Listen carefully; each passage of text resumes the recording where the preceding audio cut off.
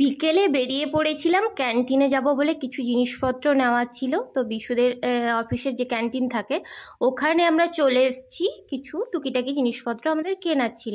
তেল শেষ হয়ে গিয়েছিল, তেল নেব, বাসন মাজার কিছু লিকুইড, এগুলো টুকিটাকি কিছু জিনিস কেনার ছিল। তো যেগুলো লাগবে টুকিটাকি আমি নিয়ে নিয়েছি, বিশু আর বাকিগুলো নিচ্ছিল। আর চলো তোমাদের সঙ্গে একটু ঘুরিয়ে দেখিয়ে দিই ক্যান্টিনটা ছোট্ট করে।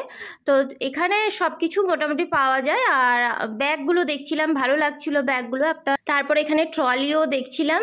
তো একটা ছোট ট্রলি নেব ভাবছি, বড় ট্রলিগুলো তো আছে দুটো, কিন্তু এই ছোট ট্রলিগুলো না খুব টুকিটাকি জিনিসপত্র নিতে যাওয়া আসায় সবসময় সুবিধা হয়, ওই জন্য ট্রলিগুলো দেখছিলাম। আর এখানে দেখো ঘড়ি আছে, বেশ সুন্দর সুন্দর ঘড়ি আছে। তো ওগুলোও দেখছিলাম, খুব ভালো লাগছিল। এখানে দামগুলোও ভালো আছে। তো মোটামুটি এখান থেকে নিলে একটু তো ডিসকাউন্ট পাওয়া যায়, তোমরা জানো।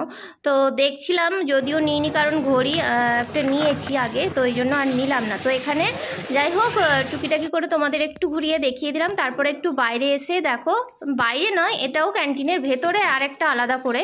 তো এখানে সমস্ত ঘর সাজানোর জিনিসপত্র ছিল।